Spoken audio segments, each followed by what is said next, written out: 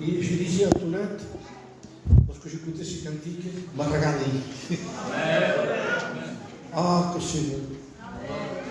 Quel plaisir, quelle joie d'écouter ces cantiques qui sont chantés, qui n'ont rien à voir avec ce qui se passe aujourd'hui, ces cantiques qui durent l'été. Vous savez, comme ces succès qu'il y a de certains chanteurs et qui durent pas longtemps. Mais les cantiques, vous avez vu comment ça revient? Ce qui a été, c'est ce qui sera.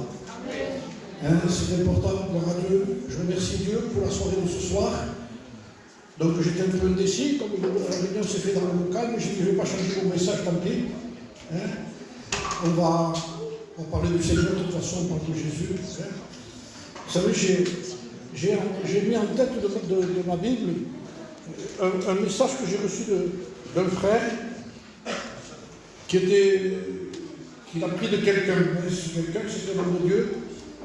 Il a dit au sujet de la Bible, de la parole de Dieu, la Bible contient ce que les hommes détestent. Il a commencé comme ça, cet homme de Dieu. La Bible contient, donc ce livre que j'ouvre, contient ce qu'on déteste. On se demande pourquoi on ouvre alors. Eh bien, je vous dis ce que les hommes détestent, ce que les gens détestent, ce que les convertis détestent, ce que les chrétiens aussi parfois détestent. Je vous le dis, la Bible contient ce que les hommes détestent, la vérité. Voilà ce qui est détesté de ce livre-là. La vérité. Aujourd'hui, on a tellement voulu que ça passe, qu'on l'a tellement modifié, on a tellement, je dirais, dilué. Hein, lorsque les gens ont goûté le vin, que le Christ a changé, qu'il a changé l'eau en vin, lorsqu'ils ont goûté ça, ils ont dit d'où vient ce vin? Et je dis ça, c'est ce miracle que le Christ avait fait. Il a changé de l'eau en vin. Et je disais aujourd'hui, malheureusement, il y a des prédicateurs qui ont remis de l'eau à nouveau dans le vin. Et ce vin d'hier n'a pas le même goût aujourd'hui. Mais heureusement, bien soit Dieu, que nous ne cherchons pas, nous, les serviteurs de Dieu, à modifier quoi que ce soit et à changer quoi que ce soit. D'abord, nous savons, nous, que l'apôtre Saint Paul disait, prêche la parole. Prêche-la. Et aujourd'hui, vous savez qu'on a essayé par tous les moyens, je le dis parce que je se dit, on a essayé d'ajouter quelque chose de plus à l'intérieur, on a essayé de mettre une harmonie derrière, de mettre des émotions derrière. Alors le Seigneur dit, sort tout ça.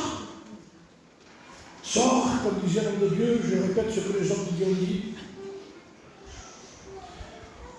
Dieu a parlé à rien. Parce qu'au commencement, il n'y avait rien. C'est écrit au commencement, il n'y avait rien. Au commencement, il n'y a rien. Vous l'avez lu dans le livre de la Genèse. Au commencement, rien. Et c'est comme Dieu disait, pour nous, rien, c'est rien. Quand on dit qu'il paraît, j'ai rien, ça veut dire j'ai rien. Et ça veut dire que je ne peux rien faire puisque j'ai rien. Mais par contre, Dieu a parlé à rien. Vous comprenez ce qu'est la parole de Dieu? Dieu parle à rien, et avec rien, il crée. Et à partir du moment où on considère nous-mêmes que nous sommes rien, alors Dieu crée aussi. Et à partir du moment où on croit qu'on est quelqu'un, alors Dieu ne peut pas créer. Je ne peux rien faire. Alors quand est-ce que Dieu peut faire quelque chose pour nous? Quand on arrivera à dire qu'il prêche rien. Alors Dieu dit maintenant, tu as compris. C'est là que je commence. Je bénis Dieu pour la parole de Dieu. Je vais vous lire ce que j'ai lu ces jours-ci, avant de venir ici. J'ai déjà prêché ces messages quand je lis. Quand tous les prédicateurs sont pareils que moi. On réutilise certains messages, mais vous savez qu'un message n'est jamais le même quand on le prêche. Mais c'est la parole de Dieu. Moi, vous savez, le diable veut me tromper aussi à moi. Vous savez ce qu'il dit quand je lis la Bible? Mais il dit, mais tu l'as lu ça déjà? Comme ça, à quoi ça sert? Vous comprenez ça? Alors, je me suis dit, Seigneur, la parole de Dieu, elle se renouvelle elle-même. Elle est créatrice. C'est ce qui fait la différence à certains qui lisent des livres et après qui lisent la Bible. Les livres, c'est la biographie de certains hommes de Dieu, ça fait du bien aussi, c'est vrai. Mais c'est leur expérience. Tandis que ce livre-là, quand vous le lisez, il vous dit ce qui est, il donne la possibilité de le faire aussi. Ça fait deux choses, la parole de Dieu. Alors je lis ce passage de Matthieu, chapitre 12, et verset 38. Il nous est dit qu'alors quelques pharisiens et des scribes et des pharisiens prirent la parole et dirent, Maître, à Jésus, nous voudrions te voir faire un miracle. Alors Jésus leur répond sèchement. Heureusement que c'est écrit, sinon on ne pourra pas le lire. Il leur répondit, une génération méchante et adultère demande un miracle, ça veut dire presque, vous n'avez aucune autorité de quoi que ce soit parce qu'on vient à la réunion.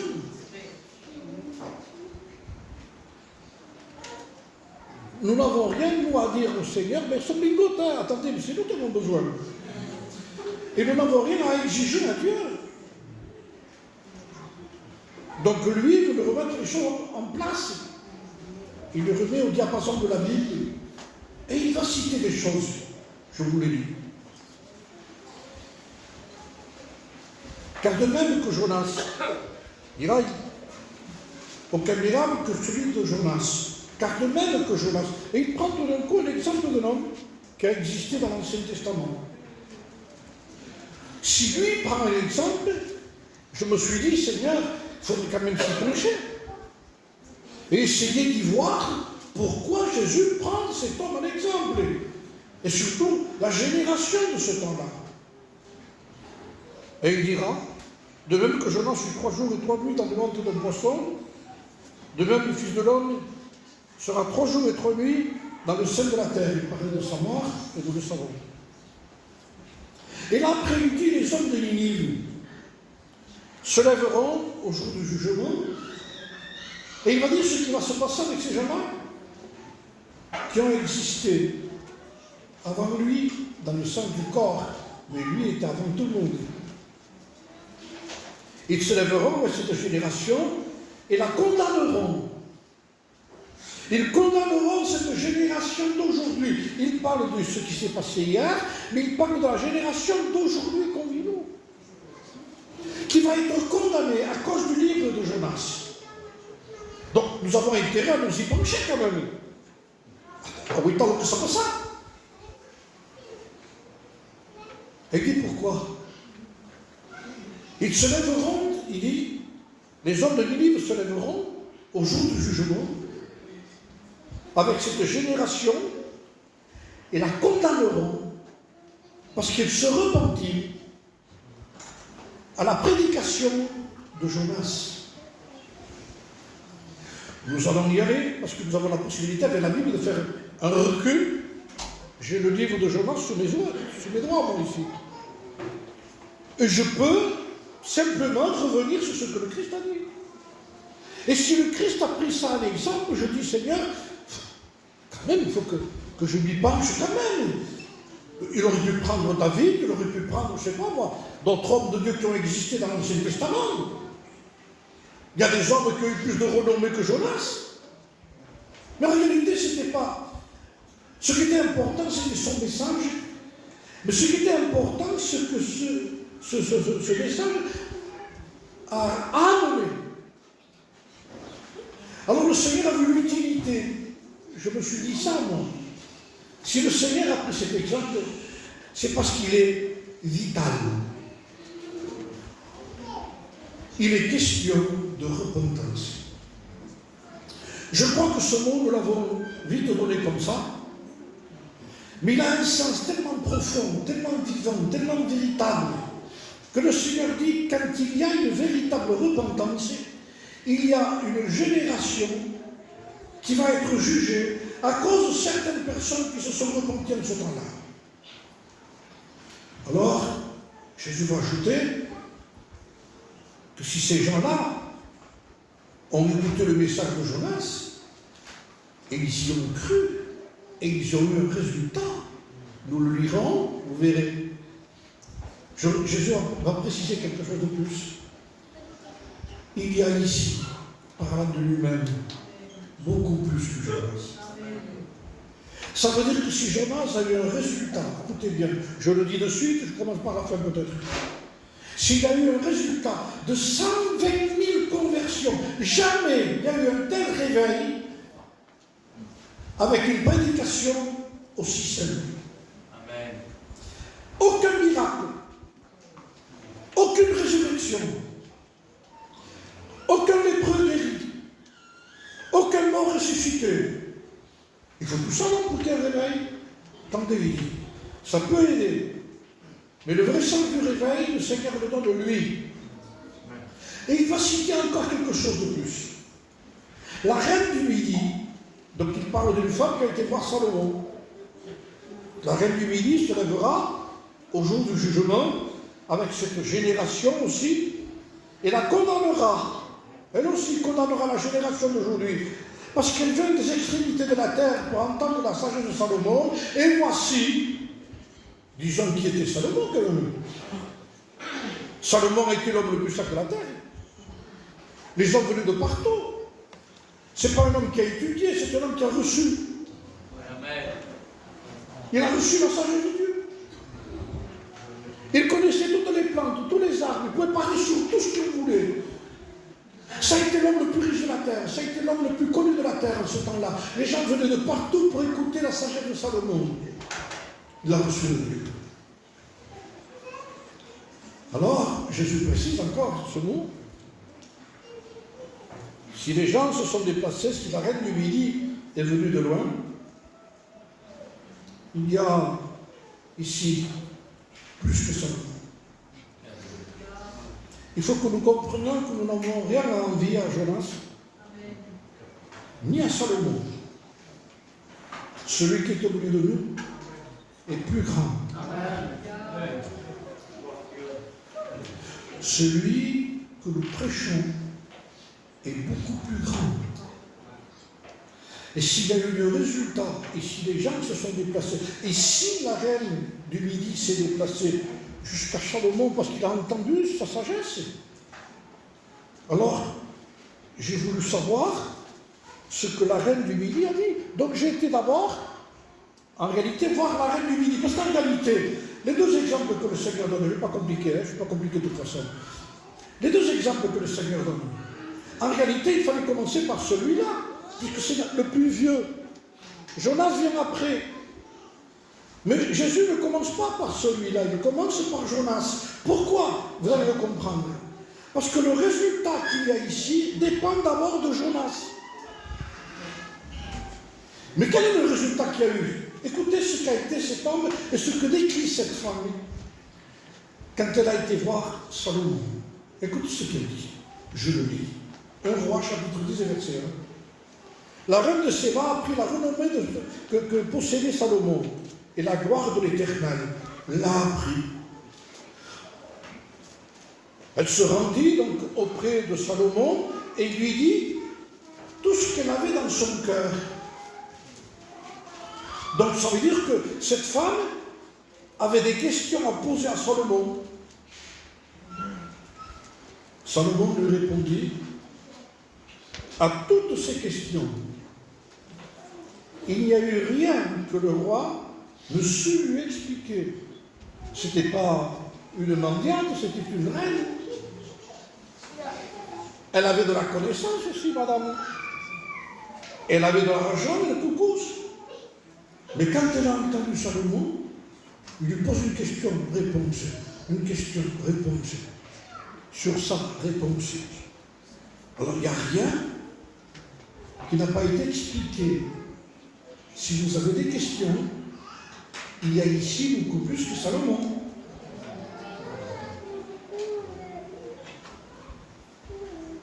On n'explique pas une histoire, on ne dit pas il était une fois. Parce qu'aujourd'hui, on dirait que les prédications sont ça. On écoute, on dit maman, comme le prochain déclare, il était une fois. Ah non, j'arrête. On n'a pas de temps à perdre. On vit la fin. Ce n'est pas des histoires.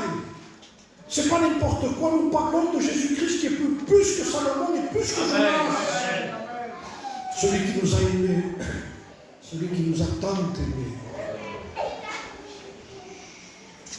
Qui s'est donné, s'est offert. Je répète ce que la croix a fait. Crucifié pour eux. Alors je continue. Salomon a répondu à tout. La reine de Séba et toute la sagesse de Salomon et la maison qu'il avait. La reine a vu toute la sagesse que Salomon avait et la maison qu'il avait bâtie. C'est une reine. Elle a habité des palais, mais quand elle rentre chez Salomon, il fait « Quel chaud !» Vous comprenez? Elle est étonnée, éblouie. La maison de Christ s'est bâtie a plus de gloire que celle de Salomon. Amen. Sa maison est beaucoup plus importante que celle de Salomon. C'est vous. De quoi? Oui. Nous étions des pierres jetées par les hommes qui n'avaient aucune valeur, marchaient sur une pierre pour son moteur. Et Dieu l'a choisi. Il en a fait un membre d'église. Lorsque les disciples ont crié au Sana, béni soit celui qui vient au nom du Seigneur, les pharisiens ont dit fais les terres. Alors Jésus dit s'ils se taisent, les pierres crieront.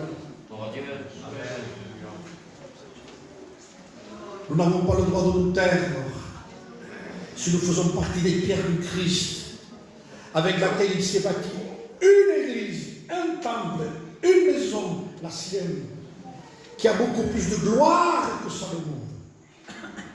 Tout était en or. Il y en a qui, quand ils sortent de leur vaisselle, ils disent on a fait attention plat. La sienne, c'était tout de l'or. Même pas d'argent. Il n'y avait même pas de choses de l'argent. C'était banal. C'était tout de l'or. Tout en or. C'était énorme. Le trône de Salomon, ivoire et or. Le trône du Christ. Ton cœur. Un homme te disait dans un cœur, il y a une croix et un trône. Il faut que toi tu sois crucifié et Christ assis sur le trône. Amen. Amen. Toi sur la croix et Christ assis. Si ça ne nous convient pas, je n'ai pas autre chose à m'aider. Je ne peux rien pour vous, on ne peut rien. Je ne peux rien même pour moi-même. Si je ne m'attarde pas à la réalité de ce que je vous dis ce soir, il y a ici, a dit Jésus, beaucoup plus. N'allez pas chercher ailleurs ce que nous avons au milieu de nous. N'allez pas chercher ailleurs ce que vous avez ici. Il y en a qui écoutent des prédicateurs, et comme ils prêchent, ils n'ont même pas regardé si c'est des bibliques. On mange, on dit c'était bon, quoi. Ça vient de la Bible, ça vient que la avalée de c'est dur à sortir une mauvaise doctrine. Je vous promets qu'une doctrine qui est fausse, qui est rentrée. C'est pour cela que la Bible dit éprouver les esprits pour savoir s'ils viennent de Dieu. Avant de dire Amen. Mais comme le peuple périt faute de connaissance, c'est pour ça qu'on a des problèmes chez nous. Même avec certains prédicateurs, je le dis par rapport à mon âge, il y en a qui disent je peux prêcher. Je vous promets que je vais faire des fautes de lisez pour vous. Lisons et sondons et éprouvons les esprits pour savoir s'ils viennent de Dieu. Éprouvons les esprits éprouvant, parce que derrière une phrase de quelqu'un, si ce n'est pas vrai, il y a un esprit dedans. Elle rentre avec une parole de Dieu, c'est l'esprit d'erreur qui est à l'intérieur. Et je vous promets que c'est dur de sortir d'un local, d'un cœur et d'une église. Il y a ici beaucoup plus que ça. Écoutez ce que dit la parole de Dieu. Je vais faire vite parce que je parle de l'annonce. On prendra le temps. On est chez nous sinon. Alors il dit que la reine de Séba a vu toute la sagesse de Salomon et la maison qu'il avait bâtie. Les mets de sa table, au mangeant, hors d'elle-même, se prie par le tenir. Pourtant, quelqu'un qui a, limite quand quelqu'un a. Ça ne pose pas que des forces. C'est le principe humain, ça. On dit, ben, tu ne t'étonnes pas, hein. Moi aussi. Hein. Elle ne peut pas se retenir. Elle ne peut pas. Pourtant, c'est une reine qui vient de loin. Il y a ici beaucoup plus que ça. Hors d'elle-même, elle dit au roi, c'était donc vrai. Écoutez ce qu'elle dit. C'était donc vrai ce que j'ai appris dans mon pays au sujet de ta position et de ta sagesse. C'était vrai. Mais écoutez ce qu'elle dit encore. Je ne le croyais pas. Je ne le croyais pas avant d'être venu et d'avoir vu de mes yeux. Et voici, on ne m'a même pas dit la moitié. Tu as beaucoup plus de sagesse et de prospérité que ta renommée ne l'a fait connaître. Très rare. Quand on vous dit que cette personne te sauce, ou cette personne est belle, quand vous le voyez, bon alors. C'est toujours à moitié. Oui ou non? Tout est à moitié quand il y a une renommée. Et parfois un quart. Elle avoue, elle. Ça n'a rien à voir avec ce que j'ai entendu. Ta sagesse, tout ce que tu as et tout ce que tu es, on n'a même pas dit la moitié, alors que ta femme dit plus que la moitié sur quelqu'un. On dit 300%. Il y a ici beaucoup plus que Salomon. Car si Salomon a répondu à toutes les questions que cette femme avait, allez-y, cherchez-le, parlons avec lui, et vous verrez s'il n'a pas les réponses à nos questions. Vous verrez, quand on cherche lui, qu'on ne cherche pas un prédicateur qui prêche, mais qu'on comprend que la direction du prédicateur, c'est de montrer le Christ en disant, voilà l'agneau de Dieu qui a tout péché du monde. C'est lui, suivez-le à lui. Laissez tomber les autres maintenant. Laissez tomber les hommes. Laissez tomber les noms. J'ai écouté Abraham en finissant une réunion, on commençait une réunion dehors. Il a cité quelque chose que j'avais dit. Mais je n'entendais pas. Mais je sais que je l'avais dit aussi. Il dit, il faudrait qu'un prédicateur prêche derrière un rideau. Qui sait, ça ne vous regarde pas. Mais nous enlève le rideau, nous, je suis là, attention. J'allais dire Don Diego de la Vega. C'est Zoro. Arrêtons avec ça. Mais vous vous rendez compte qu'on peut s'appuyer sur quelqu'un, après il tombe, vous tombez avec? Nous parlons de quelqu'un qui est immuable, qui ne change jamais, qui est toujours le même, hier, aujourd'hui, éternellement, qui a tenu debout, qui tiendra debout, et que rien ne pourra l'ébranler. Le Fils de Dieu qui est mort pour nos péchés. Alléluia! Je me réjouis de vous dire ce que je vous dis. Il y a ici beaucoup plus que Salomon. Alors écoutez ce que dit cette femme. Heureux des gens. Parle de Salomon. Heureux ceux qui habitent dans ton pays, ta contrée, heureux ceux qui sont chez toi, Salomon, heureux ceux qui sont chez toi, tes serviteurs qui sont continuellement devant toi et qui entendent ta sagesse. Vous avez vu ce que dit cette femme? Heureux Salomon, heureux tes gens, à Salomon. qui sont devant toi, parce qu'ils savaient que ces gens-là étaient devant Salomon. Alors c'est normal que la reine de Séba dise qu'elle condamnera la génération que nous sommes nous. Parce qu'elle a dit à ces gens-là, heureux des gens qui se tiennent devant toi, parce que ces gens-là se tiennent devant Salomon. C'est tellement quelqu'un de formidable, il n'y en avait pas au monde. Et qui entendent ta sagesse. Heureux ces gens-là. Et nous, 5 minutes, devant celui qui est beaucoup plus que Salomon. Alors,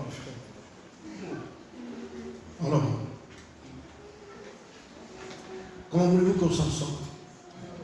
Alors la génération de cette reine, elle se lèvera et elle condamnera cette génération. J'espère que nous ne serons pas condamnés parce que, logiquement, quand les gens de Ninive se lèveront pour condamner cette génération, c'est parce qu'eux sont sauvés et les autres sont perdus. Alors je vais vous lire ce qui s'est passé. Parce qu'en réalité, j'ai commencé par le vrai parce que c'était avant Ninive. Mais ça ne peut pas exister sans ce que je vais vous dire ici. Parce que Ninive, c'est la conséquence d'arriver à ça. Parce que ça a été une question de repentance. Alors, vous voulez que je vous lise comment ils se sont repentis? Alors je vais dans le livre de Jonas. Écoutez bien. Là, il faudra qu'on lise ensemble. Je vais directement au message. Ninive va être détruit. Parce que Ninive vivait dans le péché. Alors nous ressemblons au temps de Ninive. Je ne dis pas à une certaine époque que ils avaient des dieux particuliers. C'était le péché. Et quand il y a le péché, Dieu veut détruire le péché. Et si le pécheur garde le péché, il détruit le pécheur et le pécheur. Maintenant, il y a une possibilité, c'est de pousser le péché, de se mettre à part, de se tourner vers Dieu pour que le péché soit condamné et que nous soyons sauvés. Amen. Maintenant, si nous aimons le péché autant que nous-mêmes, eh bien, tu ne peux pas te détacher. Il dit, je dois juger le péché. Et si tu le gardes, je suis obligé de te juger. Parce que tu n'es pas une victime. Et c'est ce qui arrive dans certains prédicateurs quand ils prêchent aujourd'hui. Ils disent que les gens, c'est les malheureux. Et que c'est normal parce qu'ils sont comme ça. Alors, indirectement, ça les pousse à être des victimes. On comprend avec les mauvais enfants que tu as, avec les maris que tu as, avec la femme que tu as, avec l'atmosphère qu'il y a. Alors la personne, elle pleure et dit, moi, il me comprend, lui. C'est un faux prophète, ça. C'est vrai. Non, non, non, non. Vous n'êtes pas une victime. Parce que si vous êtes une victime, vous ne pourrez pas vous repentir.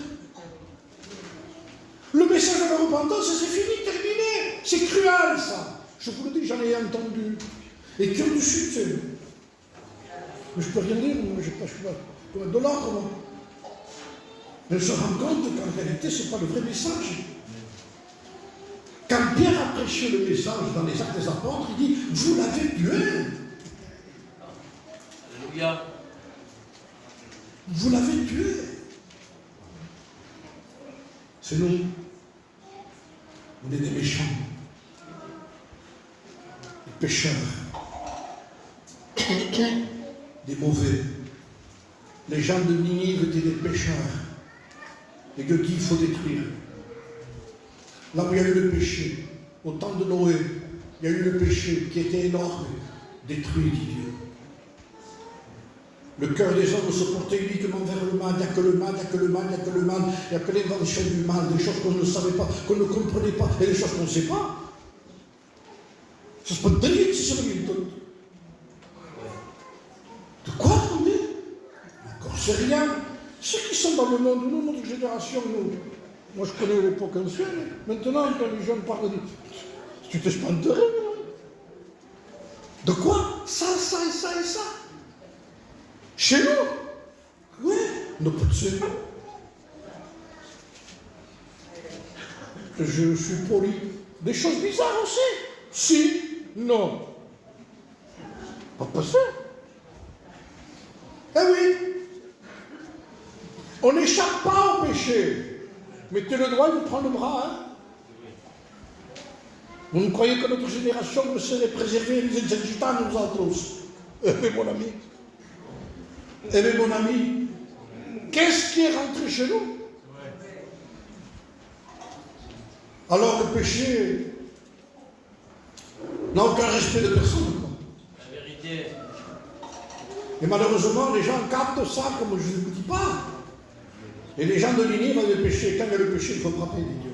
Dieu frappe le péché. La preuve, une des plus grandes preuves que Dieu a eu le péché, et que là où se trouve le péché, il frappe. Il a frappé son fils parce qu'il avait le péché sur lui. Dieu a condamné le péché dans son corps, dans son propre corps de son fils. Et quand il a vu le péché, il a frappé. Dieu haït le péché. Le salaire du péché, c'est la mort. On ne rigole pas avec le péché, on ridiculise le péché. Ouais, tu sais, et on rit. Il dit, mais vous te rendez compte de ce que tu dis? On dit, c'est parce que. Regarde qui est son père, c'est le diable, tu te rends compte? Parce que le diable, le père, est mensonge. Il ne faut pas toucher à ça. Mais voilà. Que l'homme est juste, nous sommes entrés tous dans la condamnation. Ninive était un peuple qu'il fallait juger. Et pour le juger, Dieu envoie un prophète qui s'appelle Jonas. Et cette ville de Ninive faisait 3 jours de marche. Et Jonas arrive. Écoutez ce qu'il dit. Lève-toi, lui dit Dieu à Jonas. Va à Ninive, la grande ville, et proclame-y la publication que je t'ordonne. La publication que je t'ordonne. Ne prêchez pas ton message qui va te donner du succès à toi. Dis ce que Dieu te dit. En réalité, si on dit ça, ça n'a pas beaucoup de succès. De toute façon, quand on dit ce que dit Dieu, on n'a aucun succès. Parce que ça ne plaît pas. Ce livre contient ce que les gens haïssent. La vérité. Eh oui. Vous avez des jeunes filles qui n'acceptent pas la vérité. Maintenant, il y a un moyen, c'est qu'avec le téléphone, on ne dirait pas que c'est elle. Maman! Ils se font demander là, hein, mais quand il y a la réalité, ils disent c'est non.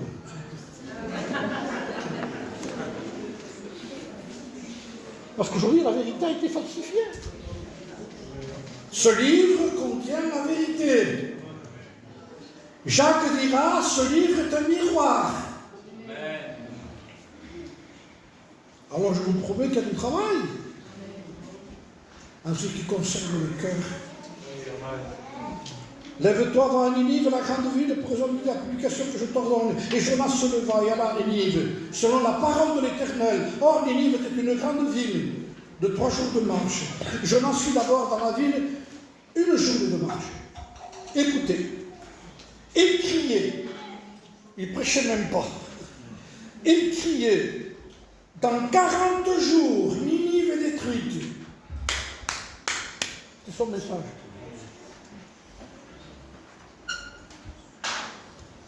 C'est ça, prédicateur. Vous l'avez invité. Combien vous avez payé l'hôtel? Combien vous avez payé dans le voyage? Ma madame de Gaulle, il me fout le tonnerre. En foutant français, t'as fini ta mission, dans 40 jours, Ninive est détruite. C'était Dieu qui lui disait, va leur dire que dans 40 jours, Ninive est détruite. Maintenant, les gens qui sont à Ninive, écoutez bien. Il est en train d'apporter un message à Ninive de jugement. Le message de Dieu, c'est le jugement contre le péché de Ninive. Et il parle de la même génération d'aujourd'hui. Si Jonas viendrait, il crierait beaucoup plus fort, il dit, montez la solo. Ouvrez les portes, il faut que tout le monde l'entende. Dieu va détruire la terre et les hommes qui l'habitent, encore plus qu'avant. Il a détruit Sodome et Gomorrhe. Il a détruit le temps de Noé. J'ai mis un petit texte du temps de Noé. Et Dieu ferma la porte. Ça m'a touché, je l'ai lu tout à l'heure. Et Dieu ferma la porte. Vous savez, Xavier, c'est fini. C'est fini. On ne se moque pas de Dieu, frères et sœurs. On ne vient pas à un baptistère parce que c'est comme ça, quoi. Ça se fait. Produisez donc du fruit digne de repentance. On reconnaît l'arbre aux fruits. On ne reconnaît plus le chrétien à rien du tout, parce qu'aujourd'hui, il a levé sa main. J'ai vu une photo, moi, de quelqu'un qui lève sa main comme ça. Mais il y avait écrit, c'est quelqu'un qui venait de se noyer. Et je voyais une main qui sortait de l'eau. Il n'y a personne qui a réussi à le sortir, il dit. Mais j'ai vu cette main, une main de détresse. Lui était dessous l'eau comme ça. Il n'y avait que la main qui sortait. Alors que je disais un jour, c'est ça le vrai appel. Levez votre main. Amen.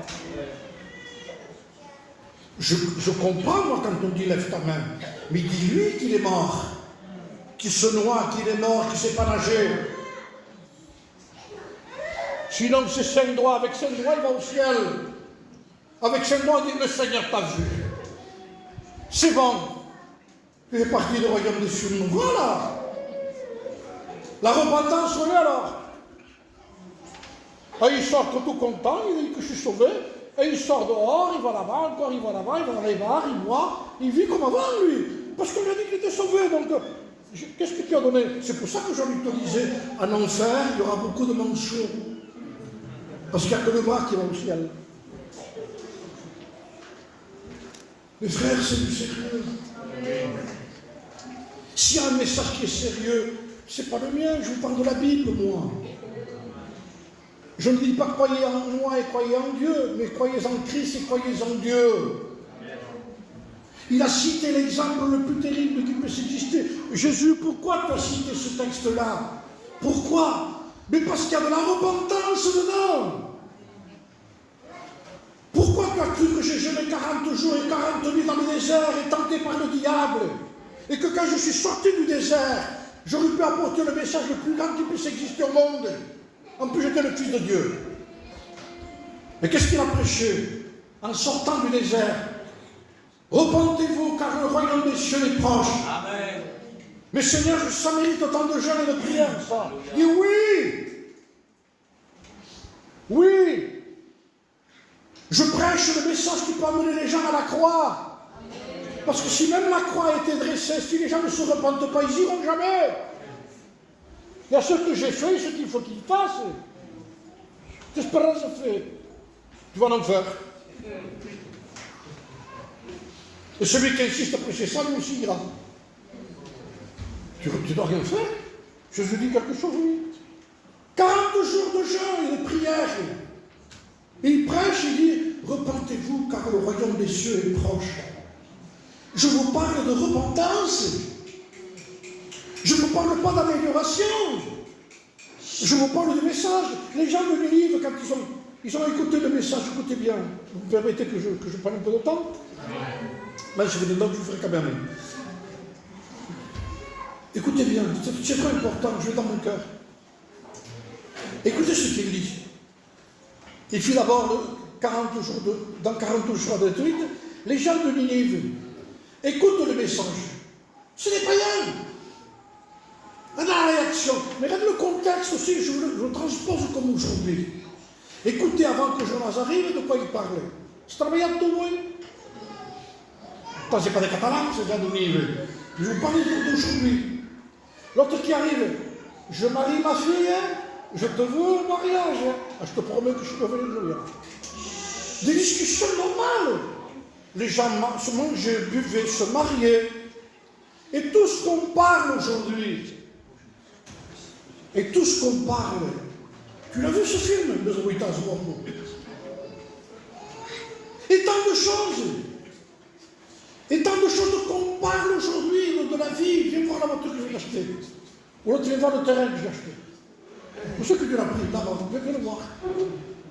Je veux faire quelques petites arts, mais c'est pas mal en réalité. Mais la discussion est surtout, mais sauf sur le spirituel. Oui, c'est vrai. Pourquoi la Bible dit le cœur des sages est dans la maison de deuil?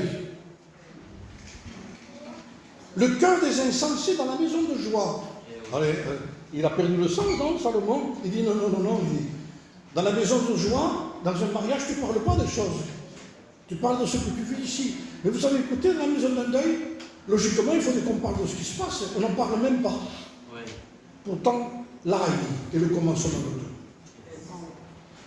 C'est qu'on va tous partir. Si je fais une photo ici, moi, je flash, je monte la photo 50 ans ou 60 ans plus tard à des enfants qui sont là, qui auront 70 ans. Vous savez ce que je dirais? Lui c'était, elle c'était, que 50 ans de nous. On parlera de vous au passé. Ça veut dire, vous serez rentrés dans l'éternité. Et là, je vous promets, ne partez pas sans être sûr de vous être repenti. Je vous en supplie. Je ne dis pas, soyez un chrétien extraordinaire. Un chrétien extraordinaire se repent tous les jours. Je sens un chrétien. Alors quand ils ont écouté le message, écoutez bien. Ils ont écouté le message avec leurs conditions à eux. Et tout d'un coup, Jonas passe. Dans 40 jours, Ninive est détruite et le monde va être détruit en un mot. Dieu a décidé ça. Et celui qui vend du vin va voir celui qui vend de la viande.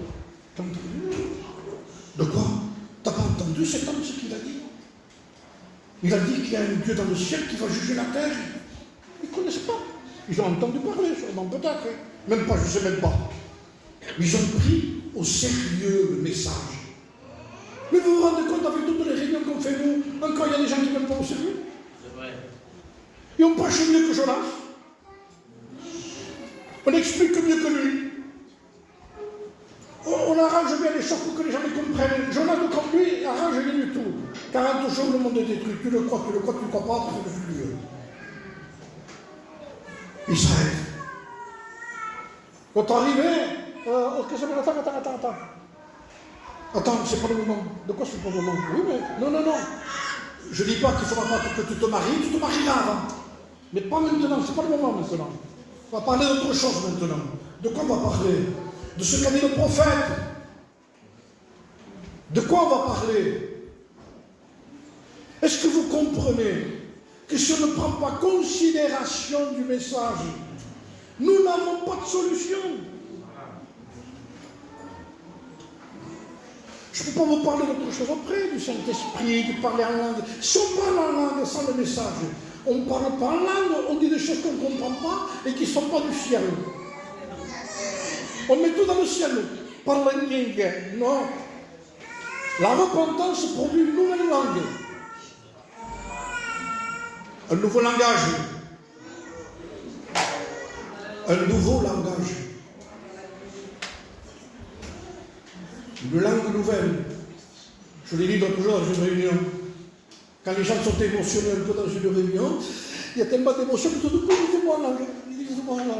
Moi je suis d'accord, il va attendre du Saint-Esprit moi aussi. Mais je leur ai dit, qu'est-ce qui est plus important, les jeunes, je disais? Dire quelques mots en langue ici, ou avoir une nouvelle langue dehors?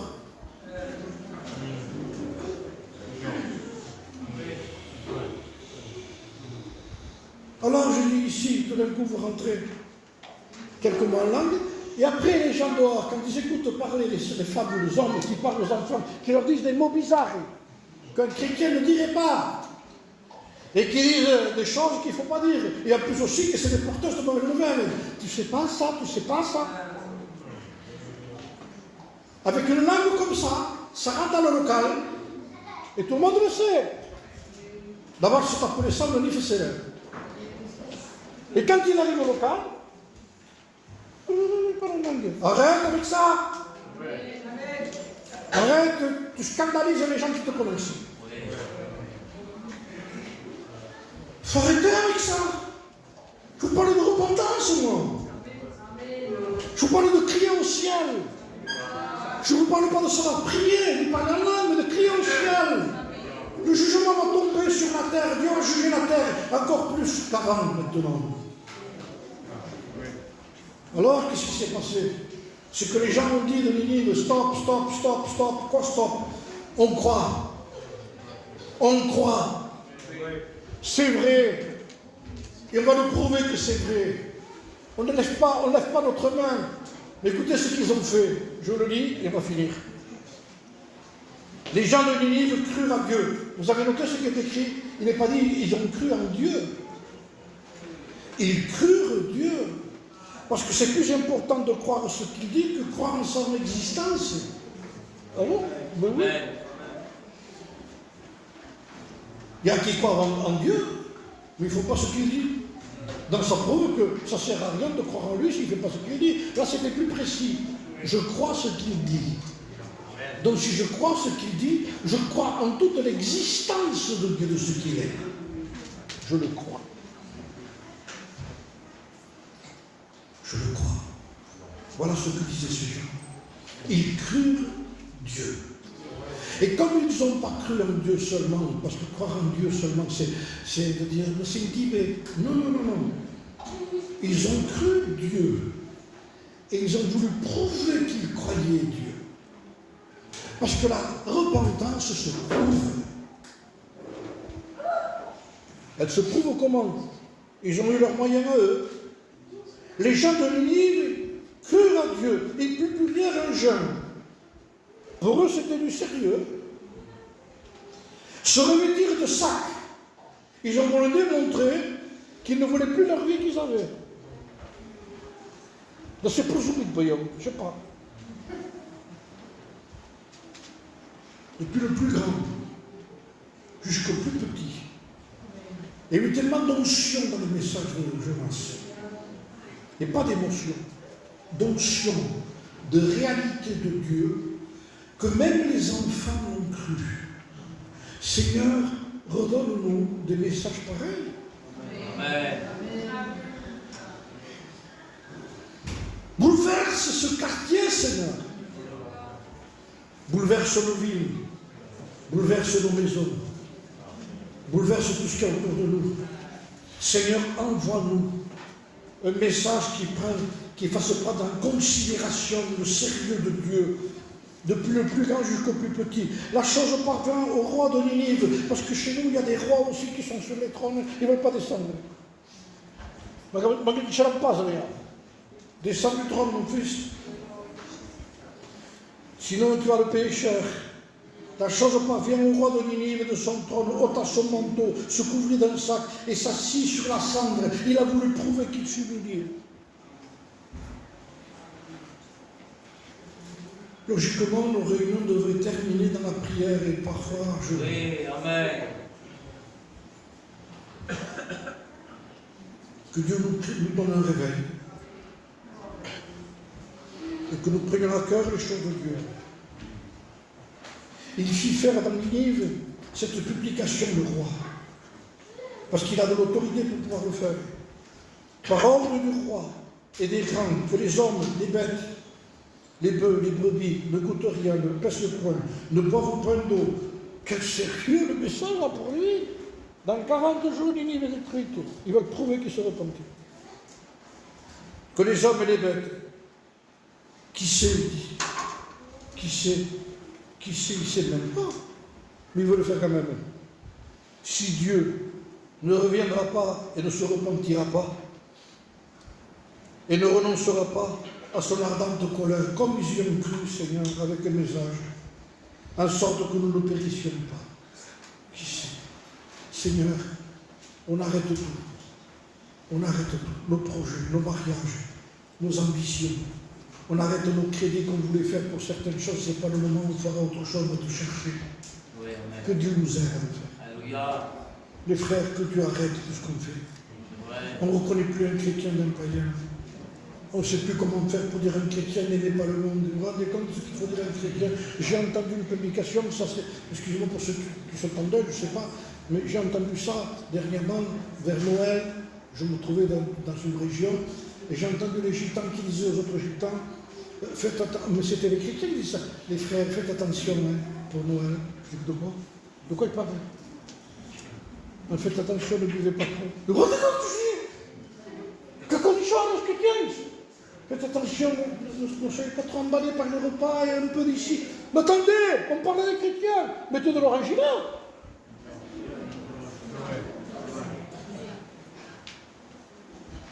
Que Dieu nous aide. Qui sait si Dieu ne se repentira pas? Je finis avec ce mot, écoutez bien. Dieu vit. C'est important. Il n'a pas dit Dieu entendit, Dieu vit. Parce que la repentance, ce n'est pas des mots, ça se voit. Il l'a vu. Il l'a vu. Ha visto l'abilità. Il a vu la personne qui prend à cœur. De toute façon, je vous dire une chose, hein, ce n'est pas un secret. Un vrai chrétien, une vraie chrétienne, ça se voit. Si, non. Si, ça se voit. Si, ça se voit. On le voit dans sa sagesse, on le voit dans son habit, on le voit dans tout, ça se voit. On le voit dans son humilité, ça se voit. Dieu vit qu'ils agissaient ainsi, qu'ils revenaient de leur mauvaise voie. Alors Dieu, nous on le fait intervenir alors qu'il dit, mais ils n'ont pas fait tout ça. Et nous on le fait intervenir. Il dit, non, il n'est pas intervenu. Alors Dieu commence à agir. Alors Dieu se repentit du mal qu'il avait résolu de faire. Et il ne le fit pas. Ils ont échappé au jugement. Je comprends. Je finis avec ce que dit le Christ parce que c'est lui qui en a parlé. S'il n'aurait pas parlé de ce qu'il a parlé, on ne pourrait pas le prêcher comme on peut le prêcher. Ce qui nous donne la force de prêcher ça, nous, c'est parce que Christ l'a cité. Alors Jésus a dit, dans le ciel, il y aura 120 000 personnes qui se tiendront avec Dieu, du côté de Dieu. C'est écrit comme ça, hein? Et qui pointeront le doigt sur la génération d'aujourd'hui et sur un certain christianisme d'aujourd'hui. Comme ça. Vous. Et ce sera dans le ciel, ça. Hein? Vous. On s'est converti avec lui. Et Jonas sera à côté d'eux. Vous savez qui c'est qui nous a prêché, nous? Lui. Et on verra Jonas dans un coin. C'est lui. Oui. Je le vois petit tout, mon Jonas. Lui. On s'est repenti à sa prédication. Et ils regarderont Jésus. Parce qu'il y a ici beaucoup plus que Jonas. Vous n'êtes pas repenti avec lui. Alléluia. Mais vous êtes des assassins. Mais qui vous êtes? Voilà les gens du temps de Jonas qui diront, mais on ne peut pas vous comprendre. Vous avez tout. Vous avez la Bible. Vous connaissez la crucifixion de Christ, vous connaissez le Saint-Esprit, vous connaissez les cantiques, vous connaissez tout. Lui ne nous a rien parlé, il nous a rien dit de tout ça, lui. Il nous a dit que Dieu allait détruire, on l'a cru. Et on a échappé parce qu'on s'est repenti. Et vous, vous ne vous repentez pas? Comment échapperons-nous? En négligeant un si grand salut. C'est compréhensible que la reine de Séba a dit « Heureux tes serviteurs qui se tiennent continuellement devant toi. » Parce qu'ils sont passés par la repentance d'abord. Et quand quelqu'un s'est repenti, il veut voir la gloire de plus que Salomon, celle de Christ, de sa maison, de comment sont habillés ses chrétiens, de comment est son peuple. Et ça, on le comprend. On prie le Seigneur. Merci de tout mon cœur. Seigneur, je veux prendre à cœur